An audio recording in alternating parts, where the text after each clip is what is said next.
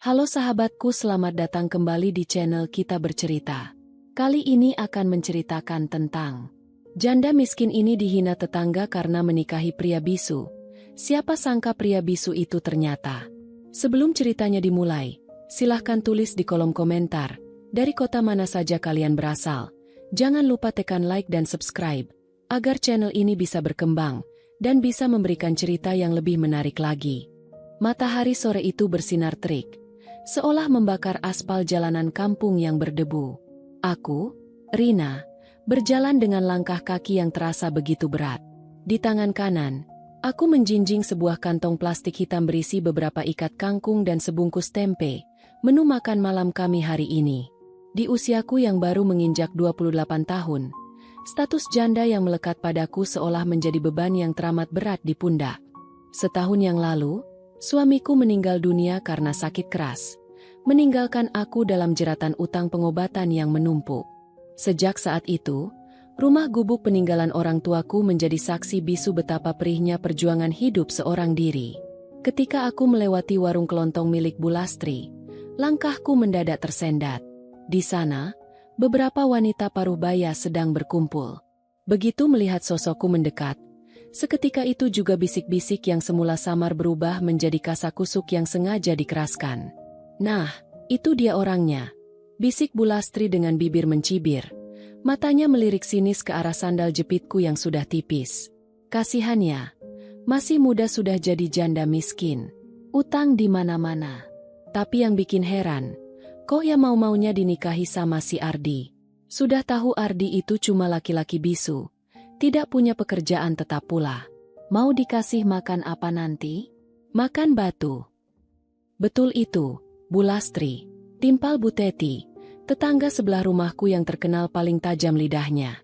Kalau aku jadi Rina, mending cari duda kaya atau jadi istri kedua orang berduit, daripada menikah sama orang cacat begitu. Sudah melarat, dapat suami bisu lagi. Lengkap sudah penderitaannya. Paling-paling nanti cuma jadi beban seumur hidup. Mendengar kalimat-kalimat beracun itu, dadaku terasa sesak. Ada sebongkah rasa perih yang menjalar di dalam hati, memicu air mata yang mati-matian kutahan agar tidak tumpah di depan mereka. Aku mempercepat langkah kaki, mengabaikan tawa renyah yang meledak di belakang punggungku. Mereka tidak pernah tahu apa yang sebenarnya terjadi. Mereka tidak pernah tahu bagaimana rasanya terbangun di malam hari dengan rasa cemas karena besok tidak tahu harus mencari sesuap nasi di mana. Bagiku, Ardi adalah segalanya saat ini. Pernikahan kami yang baru berjalan 1 minggu memang digelar sangat sederhana, hanya dihadiri oleh Pak Penghulu dan beberapa saksi tanpa adanya pesta. Ardi adalah seorang pria yang tidak bisa berbicara sejak lahir. Dia tidak memiliki sanak saudara di kampung ini dan hanya tinggal di sebuah kontrakan kecil di pinggir sungai. Namun, di balik segala keterbatasan fisiknya, Ardi memiliki hati yang sangat mulia. Di saat semua orang mencemooh status jandaku dan menjauh karena takut aku akan meminjam uang, hanya Ardi yang datang membawa ketulusan. Dia yang membantuku memperbaiki atap rumahku yang bocor, dan dia pula yang dengan sabar mendengarkan segala keluh kesahku lewat tatapan matanya yang meneduhkan. Sesampainya di halaman rumah, aku menarik napas dalam-dalam, mencoba menghapus sisa-sisa kesedihan di wajahku.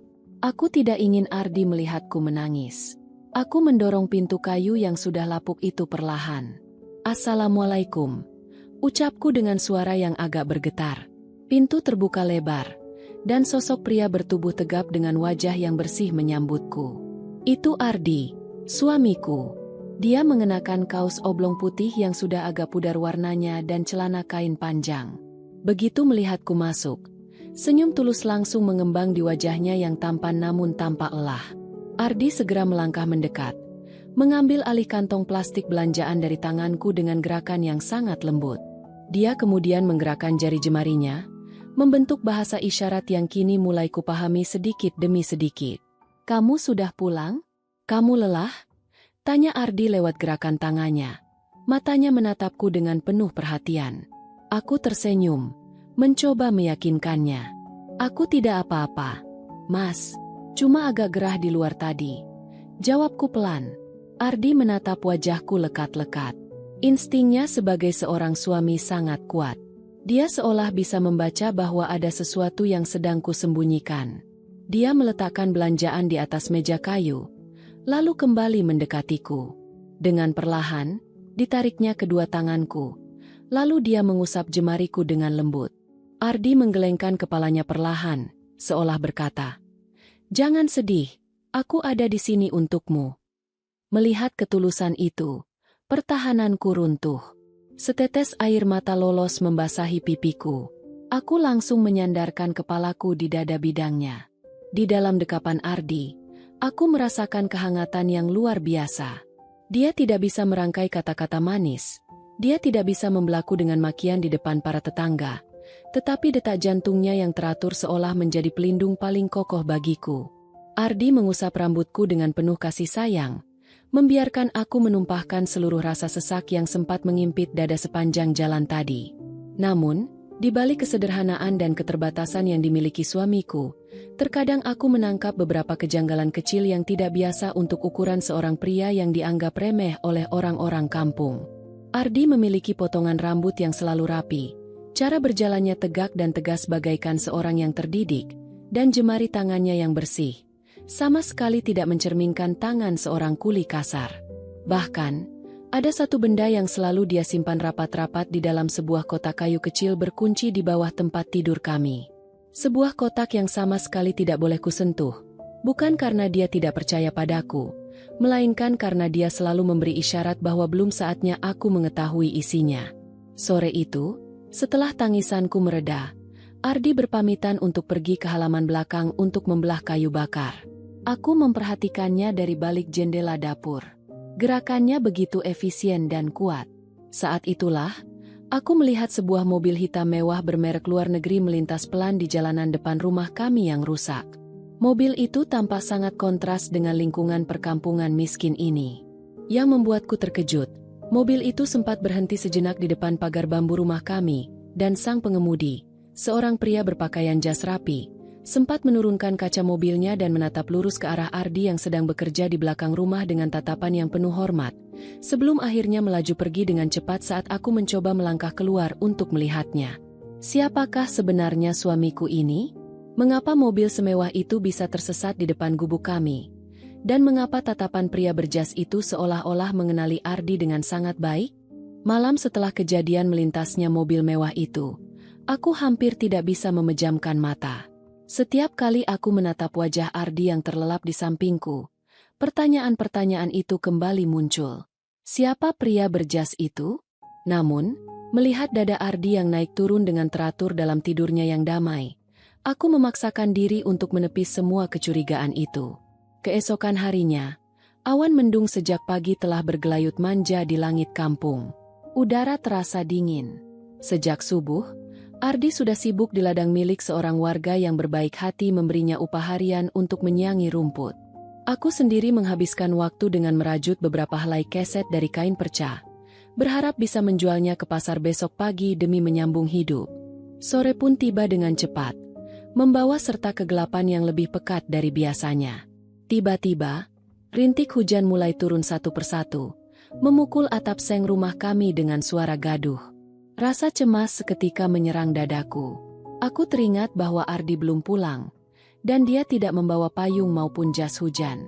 Tanpa berpikir panjang, aku menyambar selembar kain selendang mochi untuk menutupi kepalaku, lalu bergegas keluar untuk menyusulnya ke arah ladang. Baru saja aku berjalan beberapa puluh meter dari rumah, hujan yang semula rintik-rintik langsung tumpah dengan sangat derasnya. Angin berembus, membuat kain yang kutubungkan ke kepala terbang. Dalam sekejap, seluruh pakaian yang kukenakan basah kuyup. Air hujan yang dingin menusuk hingga ke tulang, membuat tubuhku menggigil hebat. Langkah kakiku yang beralaskan sandal jepit terasa semakin berat karena jalanan tanah berubah menjadi lumpur yang licin.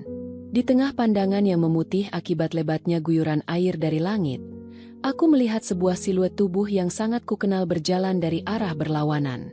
Itu Ardi. Dia berjalan dengan kepala menunduk, tubuhnya yang tegap juga sudah basah kuyup, dengan kaos yang melekat erat di kulitnya. Begitu dia mengangkat wajah dan melihatku berdiri di tengah jalan dalam keadaan mengenaskan, matanya membelalak kaget. Ardi mempercepat langkahnya, Setengah berlari membelah tirai hujan hingga akhirnya dia tiba tepat di hadapanku. Wajahnya memancarkan rasa khawatir yang teramat sangat. Dia meraih kedua pundakku. Matanya menatapku seolah menuntut penjelasan mengapa aku senekat ini keluar di tengah badai. Aku hanya bisa tersenyum getir sambil menggigil. Aku mencemaskanmu, Mas. Aku takut kamu kedinginan. Ucapku dengan suara yang bergetar menahan gigil. Ardi tidak mengeluarkan suara, karena memang dia tidak bisa. Namun, apa yang dia lakukan berikutnya membuat seluruh rasa dingin di tubuhku lenyap seketika. Tanpa ragu, Ardi menarik tubuhku ke dalam pelukannya. Dia merangkulku dengan teramat erat, menggunakan tubuh tegapnya untuk melindungiku dari terpaan angin malam yang menusuk. Lengan kokohnya melingkari pundakku, membawa kepala kaku bersandar di dadanya yang hangat meski pakaian kami berdua sama-sama basah kuyup. Di tengah gemuruh suara hujan yang dahsyat, aku bisa mendengar detak jantungnya yang berdegup kencang, menyalurkan rasa aman yang tak ternilai harganya. Kami berjalan beriringan dalam posisi merangkul itu, perlahan menembus badai sore menuju jalan pulang. Namun, kedamaian di tengah hujan itu hancur berantakan saat kami melintasi rumah besar milik Pak RT. Di teras rumah yang luas dan kering itu, tampak beberapa warga sedang berteduh, termasuk Bu Teti dan beberapa pemuda kampung yang sedang berkumpul. Melihat kami berdua berjalan berangkulan dalam keadaan basah kuyup, salah satu pemuda bersiul nakal, memecah kesunyian malam yang dingin. "Wah, lihat itu! Pengantin baru lagi mandi hujan." Seru pemuda itu diiringi gelak tawa yang riuh dari teman-temannya. "Romantis sekali ya. Sayang suaminya tidak bisa merayu pakai kata-kata, paling cuma bisa mengerang."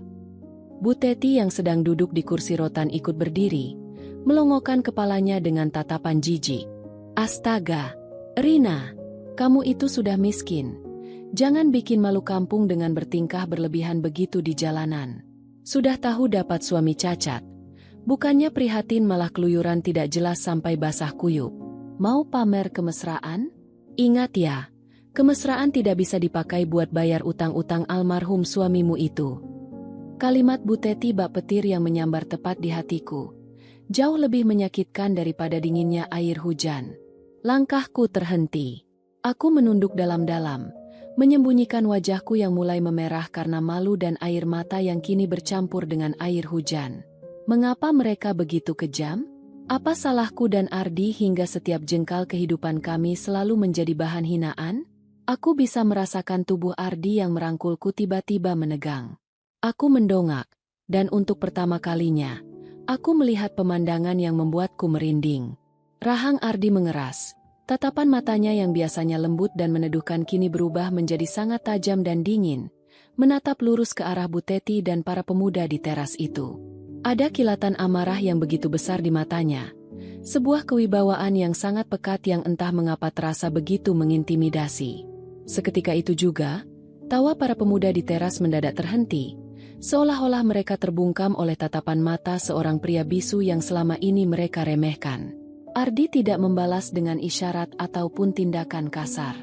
Dia menarik napas dalam-dalam, lalu kembali menatapku. Tatapan tajamnya seketika melunak saat melihat air mataku. Dia kembali merangkul pundakku dengan erat, menuntun langkahku untuk terus berjalan mengabaikan mereka semua. Namun, konflik di hatiku baru saja dimulai. Saat Ardi merangkulku erat untuk melindungiku dari tatapan tajam warga, tanganku yang melingkar di pinggangnya tidak sengaja menyentuh sesuatu yang keras di balik saku celananya yang basah. Potongan benda itu terasa persegi panjang, tipis, dan dingin. Karena pakaiannya yang basah dan melekat, bentuk benda itu tercetak jelas. Itu bukan dompet kulit biasa yang tipis milik orang miskin.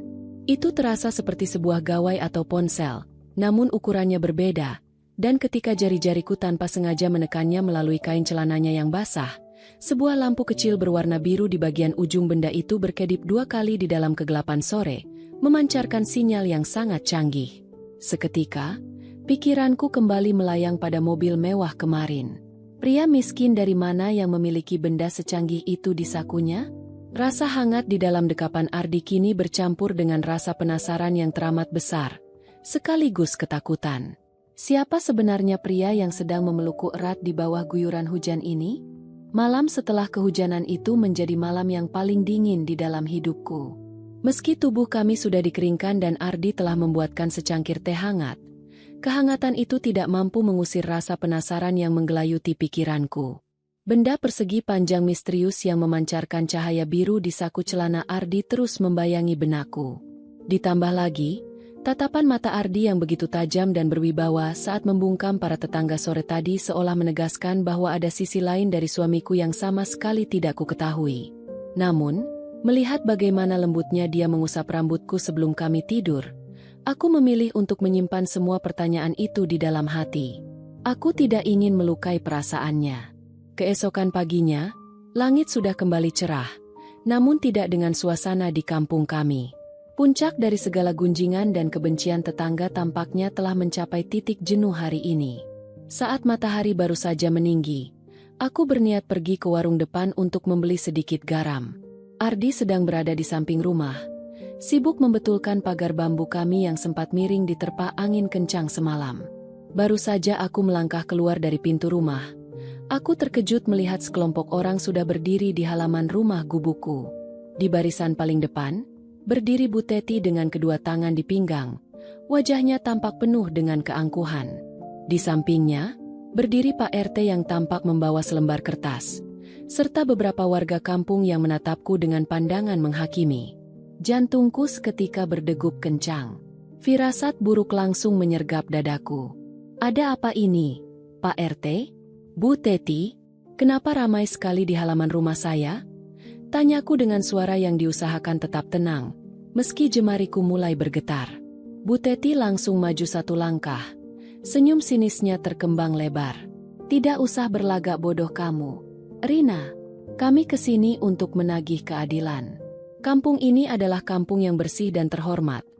Kami tidak sudi ada warga yang tidak tahu diri tinggal di sini. Pak RT berdeham, lalu mengangkat kertas yang dipegangnya.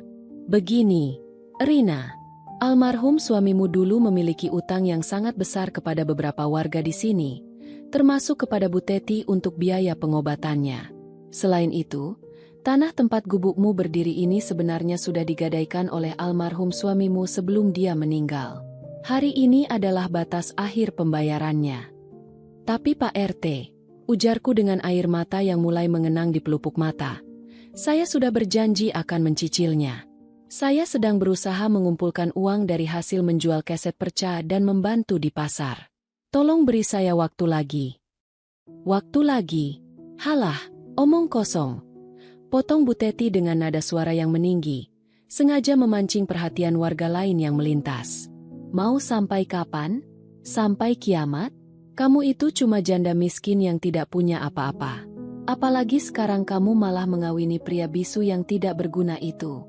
Suamimu yang cacat itu jangankan bayar utang, buat beli beras besok saja belum tentu mampu. Laki-laki tidak berguna seperti dia itu cuma modal tampang, tapi aslinya cuma parasit.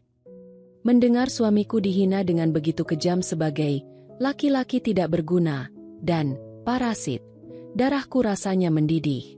Rasa takutku menguap, digantikan oleh rasa asasi untuk membela kehormatan pria yang selalu melindungiku. Cukup, Bu Teti, teriakku. Air mataku luruh membasahi pipi. Hina saja saya sepuas hati ibu. Katakan saya miskin, katakan saya tidak tahu diri, saya akan terima. Tapi saya mohon, jangan bawa-bawa suami saya. Mas Ardi tidak pernah merugikan ibu. Dia pria yang baik dan tulus. Baik dan tulus tidak bisa dipakai buat bayar utang. Rina, bentak Bu Teti lebih keras, wajahnya memerah. Dia melangkah maju dan dengan kasarnya mendorong pundakku hingga aku tersungkur di atas tanah berdebu. Kalau tidak bisa bayar hari ini, angkat kaki kalian berdua dari kampung ini. Pergi sana, dasar janda miskin dan lelaki cacat. Waktu seolah berhenti ketika tubuhku membentur tanah. Warga di sekitar hanya diam. Beberapa bahkan berbisik menyetujui tindakan Bu Teti. Aku menangis sesenggukan, merasa begitu tidak berdaya di hadapan kedengkian manusia. Namun, sebelum Bu Teti bisa melontarkan makian berikutnya, sebuah bayangan besar tiba-tiba melangkah cepat membelah kerumunan warga. Itu Ardi. Dia baru saja berlari dari samping rumah setelah mendengar keributan. Begitu melihatku tersungkur di tanah dengan air mata bercucuran, wajah Ardi berubah drastis. Kilatan amarah yang jauh lebih mengerikan daripada saat hujan sore itu terpancar jelas dari kedua matanya. Rahangnya mengatuk begitu rapat hingga urat-urat di lehernya menegang. Aura di sekitar gubuk kami mendadak berubah menjadi sangat mencekam dan dingin. Ardi segera berlutut di sampingku. Dengan sangat lembut, dia membantuku berdiri, membersihkan debu yang menempel di pakaianku. Tangannya yang hangat menggenggam jemariku yang dingin, menyalurkan kekuatan. Setelah memastikan aku baik-baik saja, Ardi berbalik menghadap Bu Teti dan Pak RT. Dia berdiri tegak, dadanya membusung dengan gagah. Tatapan matanya lurus menusuk netra Bu Teti.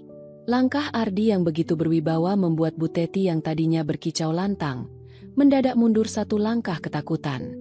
Ardi tidak mengeluarkan suara erangan sama sekali.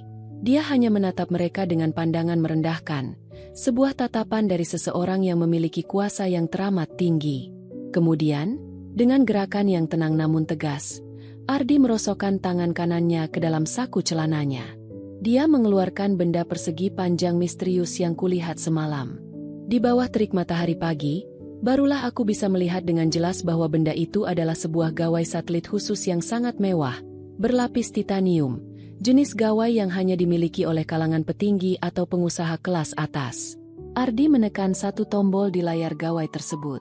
Seketika, sebuah nada panggilan khusus berbunyi. Ardi tidak mendekatkan gawai itu ke telinganya, melainkan mengetuk layarnya 2 kali menggunakan bahasa isyarat berkode yang tampaknya langsung terbaca oleh sistem di seberang sana. Hanya berselang kurang dari 3 menit setelah Ardi menekan tombol tersebut, di ujung jalan kampung yang sepi, terdengar suara deru mesin mobil yang sangat bertenaga. Semua warga, termasuk Pak RT dan Bu Teti, menoleh ke arah sumber suara. Dari balik tikungan jalan, muncul bukan hanya satu, melainkan 3 mobil sedan mewah berwarna hitam legam yang berjalan beriringan dengan kecepatan tinggi. Mobil-mobil itu membelah jalanan kampung yang berdebu dengan sangat anggun. Mobil yang berada di barisan paling depan adalah mobil mewah luar negeri yang sempat kulihat 2 hari lalu. Ketiga mobil mewah itu berhenti tepat di depan pagar bambu rumah gubuk kami, menutup akses jalanan. Pintu-pintu mobil terbuka secara bersamaan. Dari dalam mobil, keluar 6 orang pria berbadan tegap yang mengenakan setelan jas hitam formal dan kacamata hitam. Mereka berjalan dengan langkah tegap dan serempak, membuat warga kampung yang menyaksikan hal itu langsung ternganga dan berbisik ketakutan. Pria paruh baya berjas rapi yang mengemudikan mobil pertama melangkah paling depan. Dia memegang sebuah tas koper kulit yang tampak sangat mahal. Pria itu mengabaikan keberadaan Pak RT, Bu Teti, dan seluruh warga kampung yang mematung. Dengan langkah yang dipenuhi rasa hormat yang teramat dalam, pria berjas itu berjalan mendekati Ardi. Tepat di hadapan suamiku yang selama ini dihina sebagai pria bisu dan miskin, pria berjas itu menundukkan kepalanya dalam-dalam, memberikan penghormatan paling takzim yang pernah kulihat seumur hidupku. "Mohon maaf atas keterlambatan kami, Tuan Muda Ardiaksa," ucap pria berjas itu dengan suara yang lantang dan tegas, cukup untuk didengar oleh seluruh warga kampung yang kini mendadak pucat pasi. "Semua instruksi Anda telah kami siapkan. Kami siap melaksanakan perintah Anda sekarang juga." Aku tertegun, menatap suamiku dengan pandangan tidak percaya. Bu Teti seketika membekap mulutnya sendiri, sementara kertas di tangan Pak RT terlepas begitu saja ke atas tanah. Siapakah sebenarnya suamiku yang bisu ini? Halaman rumah gubukku yang biasanya sepi kini mendadak sepi dengan cara yang berbeda. Tidak ada lagi suara bisik-bisik mencemooh. Tidak ada lagi lengkingan suara Bu Teti yang berapi-api. Yang terdengar hanyalah deru halus dari mesin 3 mobil mewah yang terparkir rapi di depan pagar bambu kami, serta detak jantungku sendiri yang berpacu tak karuan. Aku memandang pria berjas itu, lalu beralih menatap suamiku. "Tuan Muda Ardiaksa?" Nama itu terasa begitu asing, namun sekaligus bergetar hebat di telingaku. Pria yang selama seminggu ini tidur di ranjang kayu reot bersamaku, pria yang dengan sabar membelah kayu bakar dan menyangi rumput di ladang orang, kini berdiri dengan tatapan mata seorang penguasa sejati. Bu Teti membeku di tempatnya berdiri. Tangannya yang tadi begitu ringan mendorong pundakku kini gemetar hebat, perlahan turun dan bertumpu pada lengan Pak RT yang wajahnya sudah sepucat kertas. Warga kampung yang tadinya berkerumun untuk menonton pengusiranku, kini perlahan mundur beberapa langkah, seolah takut terkena imbas dari aura mencekam yang memancar dari para pria berjas hitam itu. Ardi, atau kini aku harus mulai membiasakan diri dengan identitas rahasianya, tidak memberikan reaksi yang meledak-ledak. Dia hanya mengangguk pelan sekali kepada pria parubaya yang memanggilnya Tuan Muda. Gerakan tangannya yang biasanya lambat kini terlihat begitu tegas saat dia menunjuk ke arah koper kulit yang dibawa oleh asistennya itu. Pria berjas itu langsung mengerti. Dia memutar tubuhnya menghadap Pak RT dan Bu Teti, lalu membuka koper tersebut dengan klik yang nyaring. Di dalam koper itu, tumpukan uang tunai berwarna merah dengan pecahan Rp100.000 tertata sangat rapi, memenuhi seluruh ruang di dalamnya. Jumlahnya pasti ratusan juta, atau bahkan miliaran. Sesuai dengan catatan yang dikirimkan oleh Tuan Muda Ardiaksa, suara pria berjas itu terdengar dingin tanpa emosi. Ini adalah pembayaran lunas untuk seluruh utang almarhum suami Nyonya Rina, beserta penebusan sertifikat tanah gubuk ini. Pak RT, silakan periksa dokumen dan nominalnya. Pak RT maju dengan langkah goyah. Tangannya yang gemetar mengambil selembar cek dan tumpukan uang yang disodorkan. Ini bahkan jauh lebih dari cukup untuk melunasi semuanya. Bisik Pak RT dengan suara timbul tenggelam. Dia menatap Ardi dengan pandangan penuh ketakutan dan penyesalan. Maafkan saya, Tuan, saya tidak tahu kalau Anda. Lalu, untuk wanita ini, lanjut pria berjas itu, mengalihkan pandangan tajamnya tepat ke arah Bu Teti yang kini sudah berkeringat dingin di bawah terik matahari. Kami telah membeli seluruh aset warung kelontong Anda, termasuk tanah tempat rumah Anda berdiri, dari bank yang memegang agunan Anda pagi ini. Mulai detik ini, Anda tidak lagi memiliki hak atas properti tersebut jika tidak bisa melunasi sisa pinjaman Anda dalam waktu 24 jam. Mendengar hal itu, Bu Teti langsung lemas. Lututnya seolah kehilangan tulang penyangga hingga dia jatuh terduduk di atas tanah. Tepat di tempat aku tersungkur beberapa menit yang lalu. Air mata penyesalan dan ketakutan mulai mengalir di pipinya yang tebal. Tuan Rina, tolong maafkan saya. Saya hilaf. Saya tidak bermaksud menghina. Ratap Bu Teti dengan suara parau, mencoba meraih ujung sandal Ardi, namun langsung dihalangi oleh dua pengawal berbadan tegap. Ardi sama sekali tidak memandang Bu Teti yang menangis histeris. Baginya, wanita itu seolah sudah tidak ada lagi di sana. Dia membalikan badannya, lalu berjalan mendekatiku yang masih mematung di ambang pintu gubuk.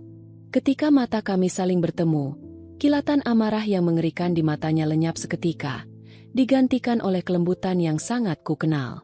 Dia meraih kedua tanganku yang masih dingin karena syok, lalu menatapku dengan pandangan yang seolah memohon maaf karena telah menyembunyikan kebenaran ini begitu lama. Ardi mengangkat satu tangannya, membentuk isyarat perlahan yang kini terasa begitu dalam makna di hatiku. Maafkan aku, Rina. Sekarang, tidak akan ada lagi yang bisa menyakitimu atau merendahkanmu. Ikutlah bersamaku. Isyaratnya. Aku tidak bisa berkata-kata. Air mata keharuan menetes membasahi pipiku. Di tengah segala kebingungan ini, satu hal yang kuyakin. Pria ini adalah suamiku yang sah. Pria yang memilih untuk mengulurkan tangannya di saat aku berada di titik terendah hidupku. Aku mengangguk pelan, membalas genggaman tangannya yang hangat. Pria berjas parubaya itu maju satu langkah, lalu membukakan pintu mobil sedan mewah di barisan paling depan dengan sangat takzim. Silakan, Tuan Muda, Nyonya Muda. Perjalanan menuju kediaman utama Ardiaksa sudah siap. Ardi merangkul pinggangku dengan lembut, menuntun langkahku meninggalkan halaman rumah gubuk yang penuh dengan kenangan pahit dan manis itu. Kami berjalan melewati Bu Teti yang masih bersimpuh meratapi nasibnya, serta warga kampung yang menunduk dalam-dalam, tidak berani lagi menatap mata kami. Saat mobil mewah itu mulai bergerak perlahan membelah jalanan kampung yang berdebu, aku menyandarkan kepalaku di bahu Ardi. Di dalam hatiku, sebuah lembaran hidup yang baru telah dimulai.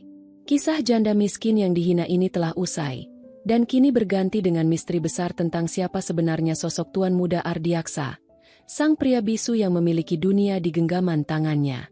Dinding-dinding kaca mobil sedan mewah ini begitu tebal, hingga suara riuh dari luar kampung yang kami tinggalkan tak lagi terdengar. Di dalam kabin mobil yang sejuk dan beraroma kayu cendana yang mahal, aku masih menggenggam erat jemari Ardi. Rasanya baru beberapa menit yang lalu aku berdiri menantang terik matahari, dihina sebagai janda miskin yang tak punya masa depan.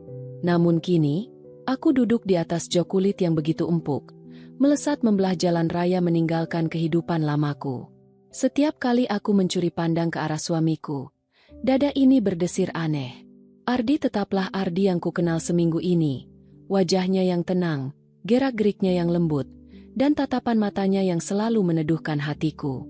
Namun, pakaian kaos oblong putihnya yang pudar kini tampak begitu kontras dengan kemewahan yang mengelilingi kami. Pria berjas paruh baya yang duduk di kursi kemudi sesekali melirik dari kaca spion tengah dengan pandangan yang amat hormat.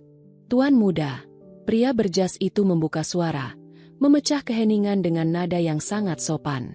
"Keluarga besar di kediaman utama sudah dikabarkan mengenai kepulangan Anda. Tuan besar juga sudah mengetahui bahwa Anda membawa serta nyonya muda." Mendengar kata "nyonya muda" diarahkan kepadaku, jantungku serasa melompat. Aku menatap Ardi dengan mata bulat yang syarat akan rasa cemas. Keluarga besar? Tuan besar? Pikiran-pikiran buruk tentang perbedaan kasta dan penolakan keluarga kaya langsung berputar di kepalaku bagai kincir angin.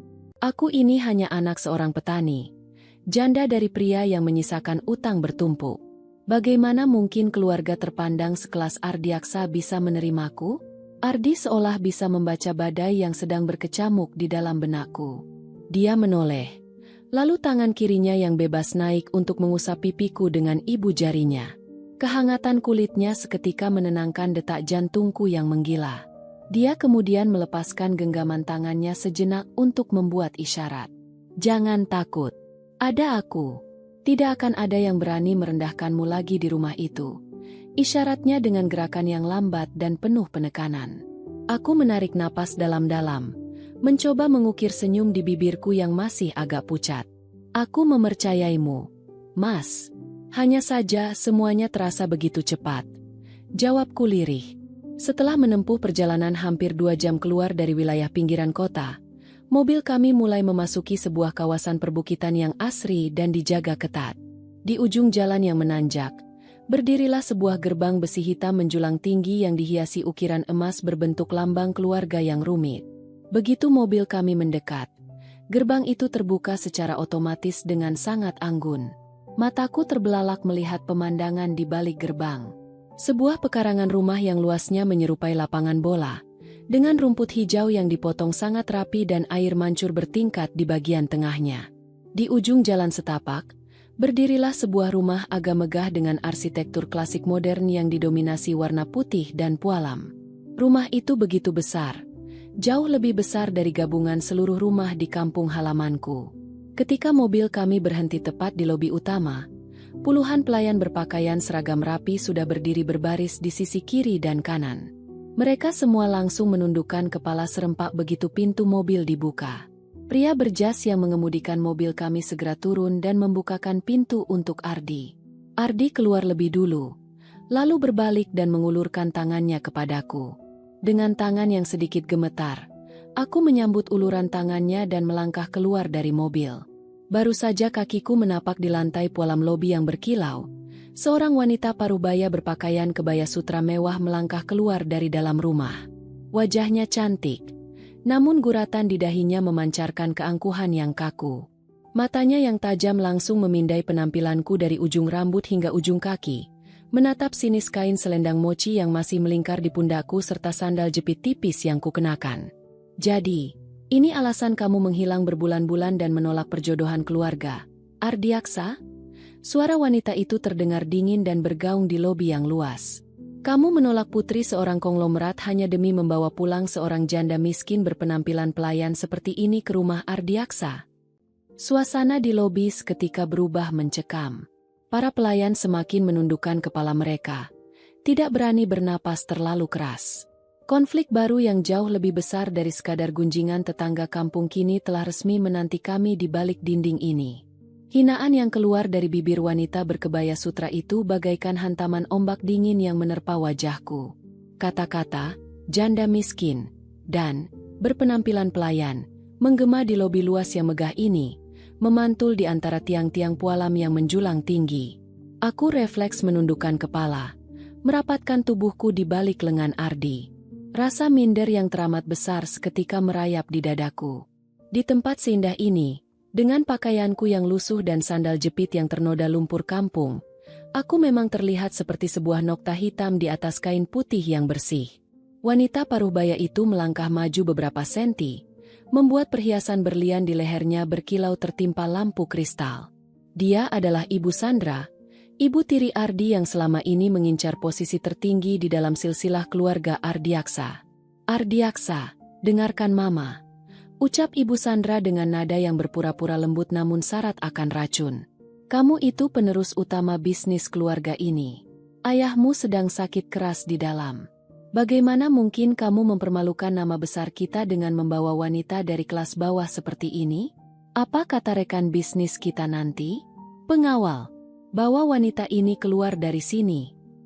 Mendengar perintah itu, dua pengawal berbadan tegap yang berjaga di pintu utama sempat maju satu langkah. Namun, sebelum mereka bisa mendekatiku, Ardi mengambil tindakan. Dengan satu gerakan cepat dan protektif, Ardi menarik tubuhku ke belakang punggungnya, menyembunyikanku sepenuhnya dari pandangan Ibu Sandra dan para pengawal. Dia berdiri kokoh bagai benteng yang tak tergoyahkan. Ketika aku mengintip dari balik bahunya, aku kembali melihat tatapan mata yang membuat bulu kuduk merinding. Rahang Ardi mengeras, dan sepasang matanya menatap Ibu Sandra dengan pandangan yang begitu dingin, tajam, dan penuh dengan otoritas mutlak. Kilatan amarah di matanya seolah mengatakan bahwa siapapun yang berani menyentuhku harus bersiap menghadapi kehancuran. Melihat tatapan mematikan dari anak tirinya, langkah Ibu Sandra mendadak terhenti. Wajahnya yang tadinya angkus ketika menegang, menyiratkan rasa takut yang coba dia sembunyikan di balik senyuman sinisnya. Pengawal yang tadi sempat maju pun langsung mundur kembali ke posisi semula, tertunduk tak berani menatap sang tuan muda. Ardi tidak mengacuhkan Ibu Sandra lagi. Dia mengangkat tangan kanannya, lalu mengetuk layar gawai satelit titanium miliknya dengan ketukan yang berirama cepat. Hanya berselang beberapa detik, asisten pribadi Ardi, pria parubaya yang mengemudikan mobil kami tadi, maju ke depan sambil membawa sebuah map dokumen berwarna merah darah.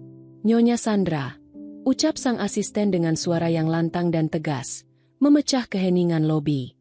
Perlu saya ingatkan, atas perintah tertulis dari Tuan Besar sebelum beliau jatuh sakit, seluruh hak kepemilikan kediaman utama ini beserta kendali penuh atas para pekerja telah dialihkan sepenuhnya kepada Tuan Muda Ardiaksa sejak 3 bulan yang lalu. Jadi, tidak ada satu orang pun di rumah ini yang memiliki hak untuk mengusir tamu, apalagi istri sah dari Tuan Muda.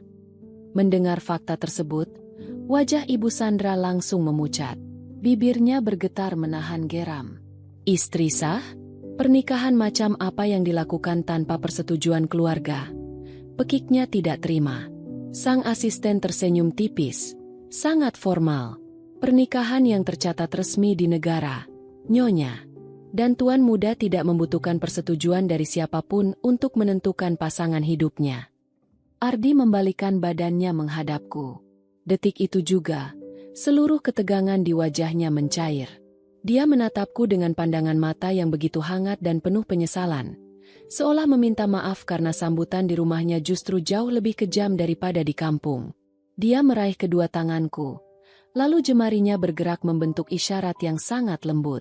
Abaikan dia. Di rumah ini, kamulah satu-satunya nyonya rumah yang sesungguhnya. Mari, aku antar kamu ke kamar untuk beristirahat, isyaratnya. Aku mengangguk perlahan, mencoba menguatkan hatiku. Genggaman tangan Ardi yang erat memberikan rasa aman yang luar biasa. Kami berjalan melewati Ibu Sandra yang berdiri mematung dengan napas memburu menahan malu di depan para pelayan. Kami menaiki tangga melingkar yang dilapisi karpet bludru merah menuju lantai 2. Di ujung lorong, Ardi membuka sebuah pintu ganda kayu jati yang besar. Di baliknya, terdapat sebuah kamar tidur yang sangat luas dan mewah, lengkap dengan ranjang berukuran besar, sofa santai, dan jendela kaca besar yang langsung menghadap ke arah taman belakang. "Mas!" Panggilku pelan setelah pintu kamar tertutup rapat, menyisakan kami berdua saja. Ardi menoleh, menatapku dengan penuh perhatian. "Siapa wanita tadi? Dan mengapa mereka semua memanggilmu Tuan Muda? Mengapa kamu menyembunyikan semua ini dariku dan memilih tinggal di gubuk reotku?" Tanyaku, menumpahkan segala rasa penasaran yang sudah tak terbendung lagi di dalam dada. Ardi berjalan mendekatiku, lalu menuntun diriku untuk duduk di tepi ranjang yang empuk. Dia berlutut di hadapanku, menyamakan tingginya dengan posisiku yang sedang duduk. Dia meraih jemariku, lalu mulai menggerakkan tangannya secara perlahan, bersiap menceritakan rahasia besar dan kelam yang selama ini dia simpan rapat-rapat dari dunia luar. Di dalam kamar yang luas dan sunyi itu, hanya terdengar suara detak jarum jam dinding yang terbuat dari kayu jati berlapis emas. Ardi masih berlutut di hadapanku, menggenggam jemariku yang terasa begitu kecil di dalam kehangatan tangannya. Tatapan matanya tidak lagi memancarkan keangkuhan seorang tuan muda yang menakutkan seperti di lobi tadi. Matanya kini sayu, syarat akan beban rahasia yang telah dia pikul seorang diri selama bertahun-tahun. Dia menarik napas dalam-dalam, lalu perlahan melepaskan tanganku. Jemari tangannya mulai bergerak, merangkai kata demi kata dalam bahasa isyarat yang lambat, memastikan aku bisa menangkap setiap jengkal cerita yang ingin dia sampaikan. "Rina, maafkan aku karena telah menyembunyikan identitasku yang sebenarnya darimu." Ardi memulai isyaratnya. Matanya menatapku lurus dengan ketulusan yang mendalam. "Wanita yang kamu lihat di bawah tadi adalah Ibu Sandra, ibu tiriku. 6 bulan yang lalu, ayahku mendadak jatuh sakit keras secara misterius setelah meminum teh di ruang kerjanya. Dokter mengatakan ada kegagalan fungsi organ, namun aku tahu ada yang sengaja meracuninya." Aku membekap mulutku sendiri. Mataku terbelalak mendengar penuturan itu. Jantungku berdebar kencang. Tidak menyangka bahwa kemewahan rumah Pualam ini ternyata menyimpan kekejaman yang begitu mengerikan. Ardi menjeda gerakannya sejenak, memberikan waktu bagiku untuk mencerna kalimatnya, sebelum melanjutkan kembali. "Ibu Sandra dan anak kandungnya, adik tiriku, mengincar seluruh aset dan tahta perusahaan Ardiaksa Group. Karena aku adalah pewaris sah tunggal, mereka mencoba melenyapkanku juga. 3 bulan lalu, mobil yang kukendarai disabotase hingga terjun ke jurang di pinggiran kota." Ardi menyandarkan tubuhnya ke depan, meraih jemariku lagi seolah mencari kekuatan dari sentuhanku. Semua orang mengira aku sudah tewas dalam kecelakaan itu. Namun, Tuhan masih melindungiku. Aku berhasil selamat dengan luka-luka di tubuhku. Benturan keras di kepalaku akibat kecelakaan itu sempat membuat pita suaraku trauma, hingga aku benar-benar kehilangan kemampuan untuk berbicara selama berminggu-minggu. Dalam keadaan terluka, tanpa identitas, dan dikejar oleh orang-orang suruhan Ibu Sandra, aku terdampar di dekat sungai di kampungmu. Aku terpaksa berpura-pura menjadi pria bisu seutuhnya untuk melindungi nyawaku dan menyusun rencana pembalasan secara senyap dari kejauhan. Hingga akhirnya aku bertemu denganmu, Rina. Gerakan tangan Ardi berhenti tepat di depan dadanya. Matanya melunak, memancarkan binar kehangatan yang amat tulus saat menatapku. Di saat semua orang mengira aku adalah sampah masyarakat yang bisu dan tak berguna, kamu adalah satu-satunya orang yang mengulurkan tangan. Kamu merawatku, memberiku makan, bahkan bersedia menerimaku sebagai suamimu tanpa memandang keterbatasanku. Ketulusanmu, Rina, itulah yang menyembuhkan jiwaku yang sempat hancur. Air mataku bergulir perlahan memandangi untayan isyarat dari suamiku. Rasa penasaran dan kecurigaan yang sempat mengganjal di hatiku kini runtuh, berganti dengan rasa haru dan cinta yang semakin membuncah. Aku mengerti sekarang. Gawai satelit yang canggih, mobil mewah, dan tatapan tajamnya yang berwibawa, semuanya adalah bagian dari dirinya yang sedang mengumpulkan kekuatan untuk merebut kembali haknya. Aku bergeser maju, turun dari tepi ranjang hingga ikut berlutut di lantai Pualam yang dingin tepat di hadapan Ardi. Aku merengkuh wajahnya yang tampan dengan kedua tanganku, menghapus jarak di antara kami. "Mas Ardi, tidak perlu meminta maaf," ucapku dengan suara yang serak karena menahan tangis. "Bagiku, kamu tetaplah Mas Ardi yang menikahiku di gubuk reot itu. Aku tidak peduli dengan harta atau nama besar Ardiaksa ini. Aku hanya ingin kamu selamat dan bahagia. Ardi tersenyum, sebuah senyuman paling tulus yang pernah kulihat.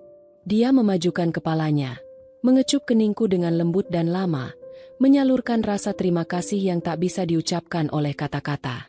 Di dalam dekapannya yang hangat, aku merasa seolah badai di luar sana tidak akan pernah bisa menyentuh kami. Namun, kedamaian di dalam kamar mewah itu tidak berlangsung lama. Baru saja Ardi melepaskan pelukannya, terdengar suara ketukan pintu yang tergesa-gesa dari luar. Tuan Muda Ardiaksa. Suara asisten pribadi Ardi terdengar panik dari balik pintu kayu jati yang tebal. Mohon segera ke ruang perawatan Tuan Besar di lantai bawah. Ibu Sandra membawa tim pengacara keluarga dan mereka memaksa untuk mengubah isi surat wasiat sekarang juga, mumpung Tuan Besar sedang dalam kondisi kritis. Mendengar laporan itu, aura kelembutan di wajah Ardi dalam sekejap menguap tanpa bekas. Rahangnya kembali mengeras, dan sepasang matanya kembali memancarkan kilatan es yang mematikan. Dia berdiri dengan tegak, mengancingkan kembali pergelangan tangan ke mejanya yang sempat tergulung dengan gerakan yang amat tenang namun syarat akan ancaman berbahaya. Dia menatapku, lalu mengulurkan tangannya kembali untuk membantuku berdiri. Waktunya telah tiba. Rina, mari kita selesaikan permainan busuk wanita itu sekali dan untuk selamanya. Isyarat Ardi sebelum melangkah tegas menuju pintu kamar. Suara langkah kaki kami berdua bergema di sepanjang lorong berlantai marmer, memecah keheningan lantai 2 yang mencekam. Di sampingku, Ardi melangkah dengan ketegasan yang tak tergoyahkan. Meskipun dia masih mengenakan kemeja sederhana yang dipinjamkan oleh asistennya, pembawaannya sama sekali tidak bisa diremehkan. Genggaman tangannya pada jemariku terasa begitu erat dan mantap, seolah-olah dia sedang menyalurkan seluruh kekuatannya agar aku tidak tumbang menghadapi badai yang menanti di bawah.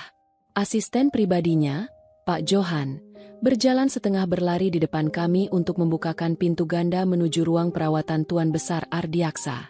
Begitu pintu terbuka, bau obat-obatan yang tajam langsung menusuk hidungku, bercampur dengan atmosfer ketegangan yang begitu pekat hingga membuat dadaku terasa sesak. Di tengah ruangan yang luas itu, terbaring seorang pria parubaya yang tampak sangat kurus dan lemah di atas ranjang medis. Berbagai selang dan alat pemantau jantung terpasang di tubuhnya, mengeluarkan bunyi bip yang teratur namun melemah. Pria tua itu adalah ayah kandung Ardi, sang pemilik tahta sesungguhnya yang kini sedang berjuang di ambang maut. Di sisi ranjang, Ibu Sandra berdiri dengan senyuman kemenangan yang tertahan. Di sampingnya, seorang pria parubaya berkacamata yang mengenakan setelan jas rapi, yang belakangan ku ketahui sebagai pengacara utama keluarga, sedang memegang sebuah dokumen tebal dan sebatang pena emas. Tak jauh dari mereka, berdiri seorang pemuda berusia awal 20-an dengan pakaian bermerek mahal yang menatap ranjang tersebut dengan pandangan tidak sabar. Dia adalah Dion, adik tiri Ardi. Apalagi yang kau tunggu, Pak Pengacara? Cepat tempelkan ibu jari ayah di atas kertas wasiat baru ini. Kondisinya sudah semakin melemah, jangan sampai kita kehilangan momen. Titah Dion dengan nada ketus, sama sekali tidak menunjukkan rasa hormat atau kesedihan atas kondisi ayahnya yang sekarat. Tapi muda Dion, Tuan Besar saat ini sedang tidak dalam kesadaran penuh karena pengaruh obat. Secara hukum, ini bisa dipermasalahkan. Pengacara itu mencoba membantah dengan suara ragu. Hukum bisa diatur dengan uang. Bodoh. Cepat lakukan sebelum. Kalimat Ibu Sandra terputus di udara. Pintu ruangan terbuka sepenuhnya dengan dentuman halus. Langkah kaki Ardi yang tegas seketika menarik perhatian semua orang di dalam ruangan. Begitu melihat sosok Ardi masuk bersama denganku, wajah Ibu Sandra dan Dion mendadak berubah pucat pasi.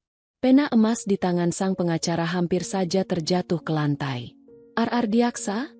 Bisik Ibu Sandra dengan suara yang mendadak parau. Dia menatap anak tirinya seolah-olah sedang melihat hantu yang bangkit dari kubur.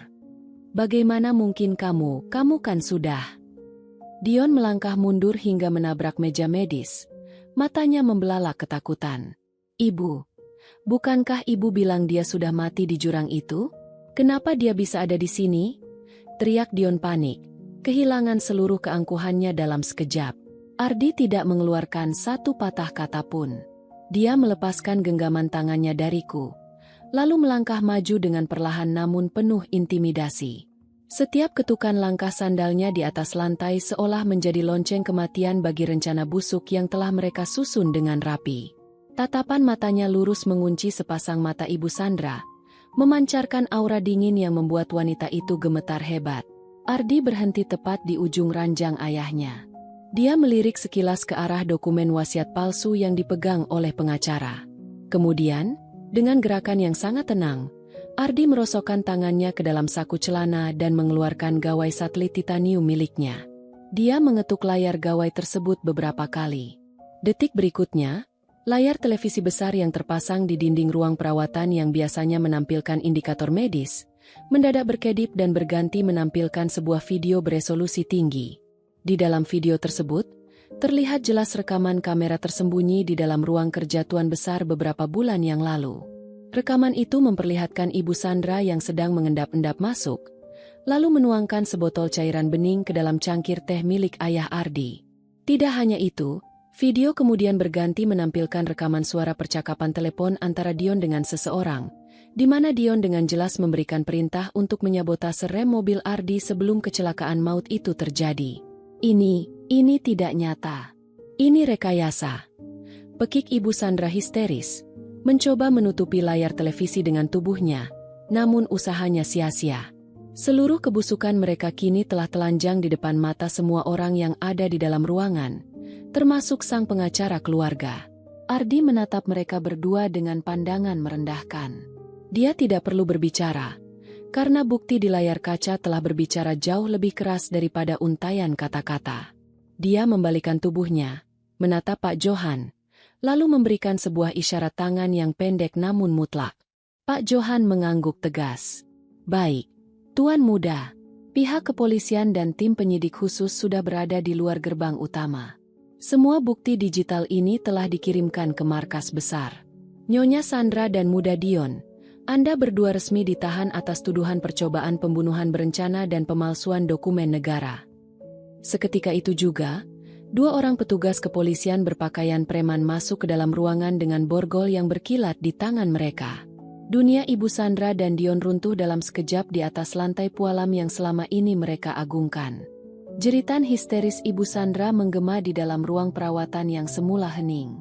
Wanita yang beberapa menit lalu berdiri dengan keangkuhan setinggi langit itu kini bersimpuh di lantai marmer.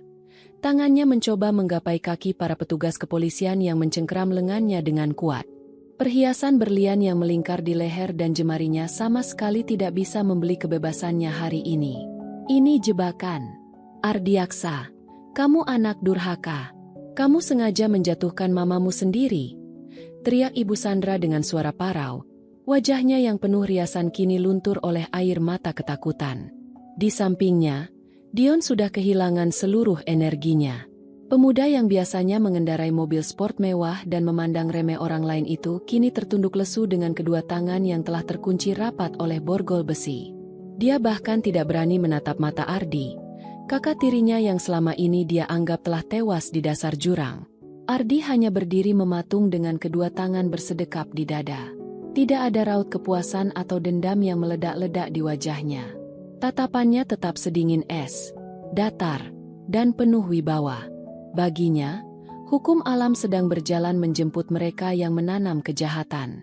Ketika kedua orang itu digiring keluar dari ruangan oleh petugas, barulah atmosfer mencekam yang mengimpit dada perlahan-lahan menguap. Pengacara keluarga yang sejak tadi gemetar segera membungkuk dalam-dalam di depan Ardi. Tuan Muda Ardiaksa, mohon maafkan kelalaian saya. Saya bersumpah, saya ditekan dan diancam oleh Nyonya Sandra untuk menyiapkan dokumen wasiat palsu ini. Saya siap bekerja sama sepenuhnya dengan pihak berwajib. Ucapnya dengan suara bergetar. Ardi hanya melambaikan tangan kanannya sekali secara horizontal. Sebuah isyarat mutlak yang berarti, pergi dari hadapanku. Tanpa membuang waktu, pengacara itu segera mengemas dokumennya dan keluar dengan langkah tergesa-gesa. Kini, di dalam ruangan itu hanya tersisa aku, Ardi, Pak Johan, dan tubuh lemah Tuan Besar yang masih terbaring kaku. Suara bip dari alat pemantau jantung perlahan-lahan terdengar lebih stabil, Seolah-olah beban tak kasat mata yang menindih dada pria tua itu ikut terangkat seiring perginya orang-orang yang meracuninya. Ardi melangkah mendekati ranjang ayahnya. Langkah kakinya kali ini terasa begitu berat dan syarat akan emosi. Dia duduk di kursi yang terletak di samping ranjang, lalu meraih tangan keriput ayahnya yang terpasang selang infus. Disinilah aku melihat sisi rapuh dari suamiku. Pria tegap yang baru saja menumbangkan musuh-musuhnya tanpa satu patah kata pun, kini menundukkan kepalanya dalam-dalam di atas jemari sang ayah. Bahunya bergetar pelan. Aku berjalan mendekat, lalu berdiri di sampingnya. Dengan lembut, diletakkannya tanganku di atas pundak kokohnya, menyalurkan kehangatan yang selalu dia berikan padaku selama kami tinggal di gubuk kampung. Ardi mendongak, menatapku dengan mata yang mulai berkaca-kaca. Dia melepaskan satu tangannya dari sang ayah, lalu mulai merangkai isyarat dengan gerakan yang begitu emosional. Rina, pria ini adalah alasanku bertahan hidup. Dia selalu mendidikku untuk menjadi pria yang jujur dan bertanggung jawab. Melihatnya seperti ini karena keserakahan manusia, hatiku rasanya sangat perih. Isyarat Ardi, sebutir air mata akhirnya lolos membasahi pipinya. Aku berlutut di samping kursinya, lalu mengusap air mata di pipi suamiku. Aku tahu, Mas, aku tahu bebanmu sangat berat. Tapi sekarang semuanya sudah selesai. Ibu Sandra dan Dion sudah menerima balasan mereka. Sekarang, fokus kita adalah kesembuhan ayahmu. Ucapku dengan suara selembut mungkin. Seolah mendengar ucapan kami, jemari tangan tuan besar yang berada di dalam genggaman Ardi tiba-tiba bergerak sedikit. Kelopak mata pria tua yang terpejam rapat itu perlahan-lahan bergerak, bergetar, hingga akhirnya terbuka dengan sangat pelan. Matanya yang sayu dan agak kabur memandang ke langit-langit ruangan sejenak, sebelum akhirnya bergulir menatap ke arah samping, tepat ke arah wajah Ardi. Sebuah binar kebahagiaan dan kelegaan yang teramat besar terpancar dari mata sang ayah yang mengira putra mahkotanya telah tiada. Ardi Esa.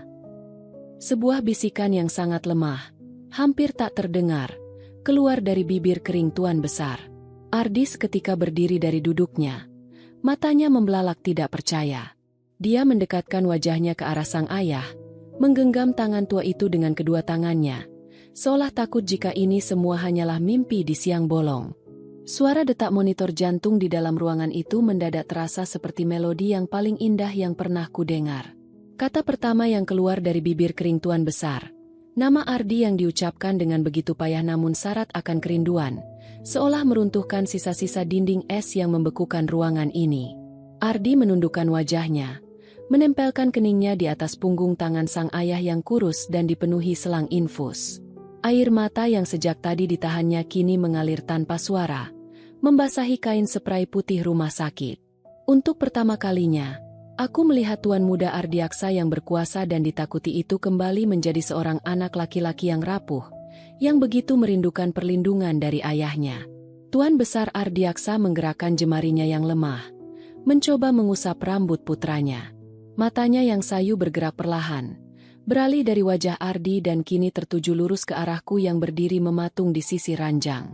Pandangan mata pria tua itu begitu dalam, seolah-olah dia sedang memindai seluruh jiwaku. Aku seketika merasa gugup. Aku meremas ujung baju kemeja pinjaman yang kukenakan, menundukkan kepala dengan rasa hormat bercampur cemas. Di hadapanku adalah seorang konglomerat besar, pemilik dari semua kemewahan pualam ini. Bagaimana jika dia memiliki pandangan yang sama dengan Ibu Sandra? Bagaimana jika dia menganggapku tidak pantas mendampingi putra mahkotanya? Ardi merasakan kekhawatiranku. Dia mendongak, menghapus air matanya dengan cepat, lalu berdiri tegak. Dengan gerakan yang penuh kelembutan, Ardi meraih tanganku, menarikku dengan perlahan agar berdiri lebih dekat di sampingnya, tepat di sisi ranjang ayahnya. Ardi menatap sang ayah, lalu mulai menggerakkan jari jemarinya di depan dada. Dia melakukan bahasa isyarat dengan sangat anggun, memperkenalkanku kepada pria yang paling dihormatinya di dunia ini. Ayah, isyarat Ardi, matanya berbinar hangat. Ini Rina, wanita yang menemukanku di tepi sungai saat aku terluka dan kehilangan suaraku. Dia yang merawatku, memberiku tempat berteduh, dan mencintaiku dengan tulus di saat seluruh dunia mengira aku sudah tiada. Ai, Rina adalah istri sahku sekarang. Mendengar penuturan suamiku yang diterjemahkan lewat gerakan tangan yang begitu emosional, air mataku mengalir tanpa bisa dibendung. Aku memberanikan diri untuk menatap langsung ke dalam mata Tuan Besar. Pria tua yang terbaring lemah itu terdiam sejenak. Namun, perlahan tapi pasti, seulas senyum tipis yang amat tulus terukir di sudut bibirnya yang pucat. Tidak ada kilatan keangkuhan seperti Ibu Sandra. Tidak ada pandangan merendahkan. Yang ada hanyalah binar rasa terima kasih yang teramat besar yang terpancar dari netra tuanya. Tuan Besar perlahan mengangkat tangan kanannya yang bebas dari infus. Dengan gerakan yang gemetar, dia mengulurkan telapak tangannya ke arahku. Aku menoleh ke arah Ardi, dan suamiku mengangguk pelan dengan senyuman meneduhkan, seolah memberi isyarat bahwa semuanya akan baik-baik saja. Dengan hati-hati, aku mengulurkan tanganku dan menyambut jemari tua Tuan Besar. Sentuhan kulitnya begitu dingin, namun terasa sangat hangat di dalam hatiku. Tuan Besar menggenggam jemariku dengan sisa-sisa kekuatan yang dia miliki, lalu perlahan menarik tanganku dan menumpukannya di atas tangan Ardi yang berada di bawahnya. Dia menyatukan tangan kami berdua, lalu menepuk punggung tanganku perlahan dengan ibu jarinya. "Terima kasih," bisik Tuan Besar dengan suara yang terputus-putus, namun terdengar begitu jelas di dalam keheningan kamar. Ardi, nak." Restu itu mengalir begitu saja, tanpa syarat, tanpa memandang status sosial, dan tanpa peduli dari mana aku berasal. Pria tua ini tidak melihatku sebagai janda miskin dari pinggiran kota. Dia melihatku sebagai penyelamat nyawa putra tunggalnya. Pak Johan yang menyaksikan momen berharga itu dari ambang pintu tampak menyeka sudut matanya dengan sapu tangan. Dia kemudian melangkah maju dengan sangat sopan. "Tuan muda, dokter spesialis sudah berada di luar untuk melakukan pemeriksaan menyeluruh pasca kritis Tuan Besar. Ada baiknya kita memberikan waktu sejenak agar Tuan Besar bisa beristirahat." Ardi mengangguk paham. Dia membungkuk, mencium kening ayahnya sekali lagi dengan penuh kasih, lalu menuntun langkahku untuk keluar dari ruang perawatan. Saat pintu ganda itu tertutup kembali, aku bisa merasakan sebuah kelegaan yang luar biasa besar merayap di dadaku. Badai besar pertama di rumah Pualam ini telah berhasil kami lewati dengan kemenangan yang mutlak. Namun, saat kami berjalan kembali menyusuri lorong yang luas, aku menyadari bahwa kehidupan baru sebagai bagian dari keluarga Ardiaksa baru saja dimulai. 1 bulan telah berlalu sejak badai besar yang mengguncang kediaman utama Ardiaksa. Suasana di dalam rumah Pualam ini kini jauh lebih tenang dan damai. Ibu Sandra dan Dion kini harus mempertanggungjawabkan perbuatan mereka di balik jeruji besi, menanti persidangan atas kasus percobaan pembunuhan dan penipuan. Sementara itu, kondisi Tuan Besar menunjukkan keajaiban yang luar biasa. Berkat penanganan medis yang tepat setelah racun di tubuhnya dihentikan, beliau kini sudah bisa duduk di kursi roda dan mulai belajar berjalan kembali. Aku sendiri perlahan mulai terbiasa dengan status baruku sebagai nyonya muda di rumah ini. Kain mochi dan sandal jepit tipis milikku kini tersimpan rapi di dalam sebuah kotak khusus di sudut lemari pakaian mewahku, bukan untuk dibuang, melainkan sebagai pengingat dari mana aku berasal.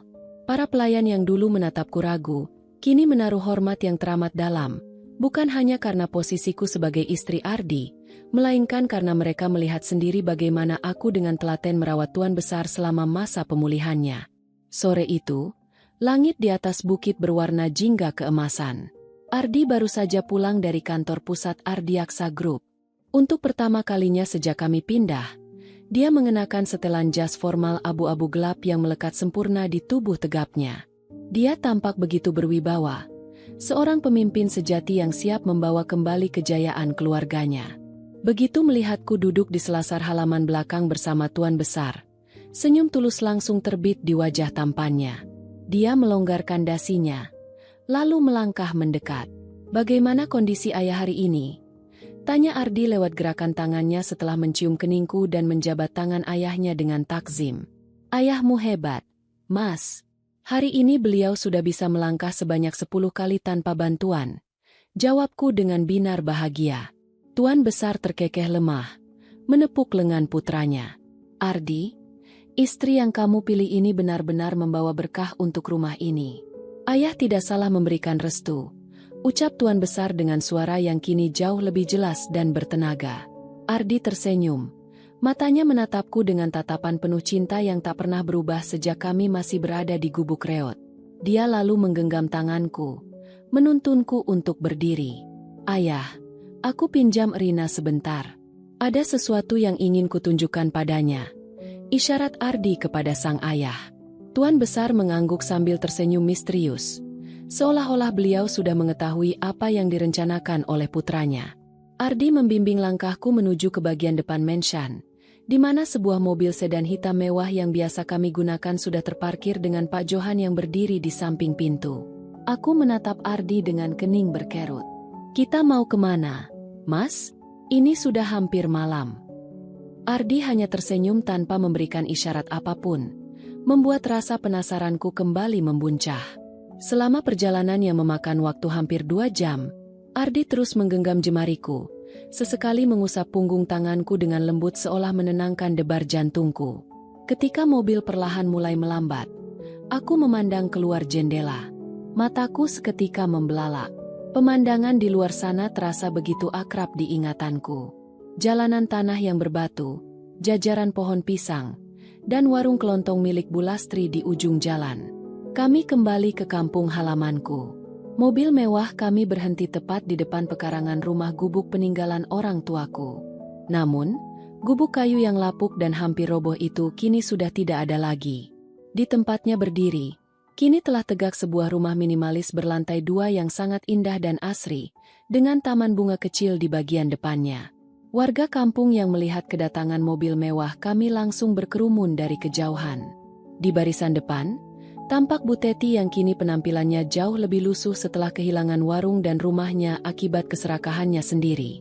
Dia menatapku dan Ardi dengan pandangan penuh ketakutan, penyesalan, sekaligus rasa malu yang teramat sangat. Tidak ada lagi makian, janda miskin, atau pria bisu cacat yang keluar dari mulut mereka. Yang tersisa hanyalah rasa segan yang teramat dalam kepada sosok kami yang kini telah jauh berubah.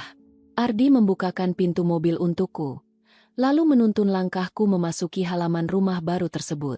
Dia mengeluarkan sebuah kunci emas dari sakunya, lalu meletakkannya di atas telapak tanganku. Ardi melangkah mundur 1 langkah, lalu menggerakkan tangannya dengan sangat perlahan dan penuh penekanan di bawah sinar lampu taman yang mulai menyala. Rina, rumah ini dibangun di atas tanah peninggalan orang tuamu. Ini adalah hakmu yang sempat dirampas oleh keserakahan orang lain. Aku mengembalikannya kepadamu sebagai bukti bahwa cinta yang kamu tanam dalam kemiskinan, kini telah berbuah kemuliaan. Isyarat Ardi, matanya berkaca-kaca menatapku. Air mata harus ketika tumpah membasahi pipiku. Aku langsung menghambur ke dalam pelukannya, mendekap erat tubuh suamiku di hadapan seluruh warga kampung yang menyaksikan momen tersebut dalam diam. Konflik eksternal di dalam hidup kami, hinaan tetangga, ancaman ibu tiri, dan jerat kemiskinan, kini telah benar-benar mencapai akhir yang damai. Kami telah memenangkan pertempuran melawan ketidakadilan dunia dengan cara yang paling berkelas. Namun, di tengah rasa bahagia yang membuncah ini, saat kepalaku bersandar di dada bidang Ardi, aku merasakan sesuatu yang aneh. Ardi tiba-tiba menghentikan pelukannya. Dia memegang kedua pundakku, lalu menatapku dengan ekspresi wajah yang mendadak berubah menjadi sangat serius. Seolah-olah ada satu hal besar lagi yang belum dia selesaikan sebelum cerita kami benar-benar berakhir. Di bawah naungan langit malam kampung yang bertabur bintang, Ardi menatapku dengan kedalaman rasa yang belum pernah kulihat sebelumnya. Tangannya yang hangat masih mencengkeram kedua pundakku, seolah-olah dia sedang mengumpulkan seluruh keberanian yang tersisa di dalam jiwanya. Warga kampung yang berkerumun di kejauhan kini benar-benar terdiam. Bahkan desau angin malam pun seakan ikut menahan napas, menyaksikan apa yang akan terjadi berikutnya. Ardi perlahan melepaskan tangannya dari pundakku. Namun, kali ini jari jemarinya tidak bergerak untuk merangkai bahasa isyarat seperti biasanya. Dia justru menarik napas dalam-dalam, membusungkan dadanya yang bidang, lalu menatap lurus ke dalam mataku dengan binar yang berkaca-kaca. Aku mengerutkan kening, menatapnya dengan bingung. Mas Ardi, ada apa? Tanyaku lirih, sedikit cemas melihat perubahan ekspresinya yang begitu emosional. Ardi memejamkan matanya sejenak. Aku bisa melihat jakun di lehernya bergerak turun naik dengan berat. Seolah ada sesuatu yang tersumbat di tenggorokannya yang sedang dia dorong keluar dengan paksa. Ketika dia kembali membuka mata, air mata telah menggenang di pelupuk mata tampannya. Lalu, sebuah mukjizat yang tak pernah kubayangkan seumur hidupku terjadi. R.I. Nah. Sebuah suara keluar dari bilik suaranya. Suara itu terdengar sangat serak, berat, dan bergetar hebat. Bagaikan mesin tua yang baru pertama kali dinyalakan setelah bertahun-tahun mati membeku.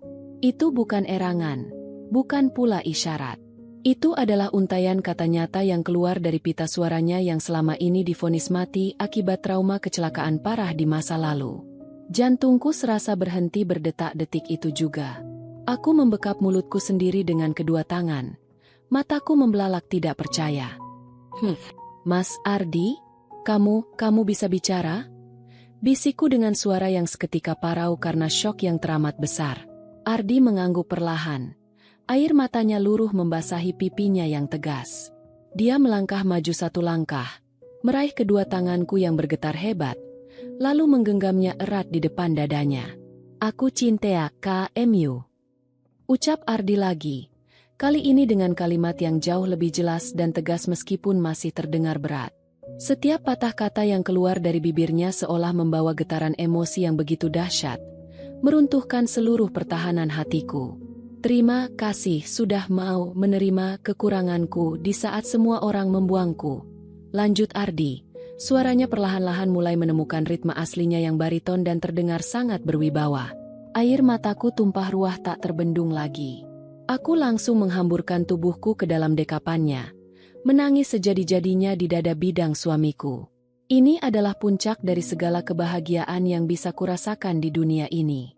Pria yang dulu dihina, dicaci, dan diremehkan oleh seluruh kampung sebagai pria bisu cacat yang tidak berguna, kini tidak hanya mengembalikan harkat dan martabatku dengan kemewahan hartanya, melainkan juga mengembalikan detak kehidupan jiwaku lewat suara indahnya yang selama ini tersembunyi. Di kejauhan, para warga kampung yang menyaksikan hal itu tampak terperangah. Bu Tetis ketika jatuh terduduk di atas tanah, meratapi kebodohannya yang selama ini telah menghina seorang tuan muda kaya raya yang kini bahkan telah sembuh dari keterbatasannya. Beberapa warga Parubaya yang dulu ikut menggunjingkan kami kini tampak menyeka air mata mereka sendiri, terharu melihat keajaiban cinta sejati yang terpampang nyata di depan mata mereka. Ardi memelukku dengan teramat erat, mencium puncak kepalaku berulang kali dengan penuh kasih sayang. Suara napasnya dan detak jantungnya kini terasa begitu selaras dengan suaraku. Terapi medis intensif yang dia jalani secara diam-diam selama 1 bulan terakhir ini di rumah Pualam akhirnya membuahkan hasil yang sempurna tepat di hari dia membawaku kembali ke tanah kelahiran orang tuaku. Mulai hari ini, Rina, bisik Ardi di telingaku. Suaranya kini terdengar begitu lembut dan meneduhkan, membuat seluruh sisa rasa perih masa lalu menguap tanpa bekas. Rumah ini, rumah di kota, dan seluruh hidupku adalah milikmu. Tidak akan ada lagi air mata kesedihan, dan tidak akan ada lagi orang yang bisa merendahkan istriku. Aku mendongak, menatap wajah tampan tuan muda Ardiaksa, suamiku yang bisu yang ternyata adalah seorang pangeran pelindung hidupku. Aku tersenyum di balik sisa-sisa air mata kebahagiaanku. Aku juga mencintaimu, Mas Ardi, sangat mencintaimu. Jawabku mantap. Kami berdiri berangkulan di depan rumah baru kami, menyambut fajar kehidupan baru yang penuh dengan kedamaian dan kemuliaan. Kisah tentang janda miskin yang dihina tetangga kini telah ditutup dengan indah, berganti menjadi sebuah legenda nyata tentang ketulusan hati yang mampu mengubah takdir dan menyembuhkan segala luka. Cinta kami yang tumbuh di dalam gubuk derita, kini telah bertahta abadi di dalam istana bahagia yang takkan pernah runtuh oleh badai apapun. Dari kisah tadi, kita belajar bahwa setiap perjalanan hidup selalu membawa pesan yang berharga. Semoga ada hikmah yang bisa kita petik bersama hari ini. Kalau kalian suka dengan cerita seperti ini, silakan tekan tombol like dan subscribe sebagai bentuk dukungan kamu untuk channel ini. Terima kasih sudah meluangkan waktu kalian. Tetaplah menjadi bagian dari channel Kita Bercerita ini, dan sampai jumpa di kisah inspiratif berikutnya.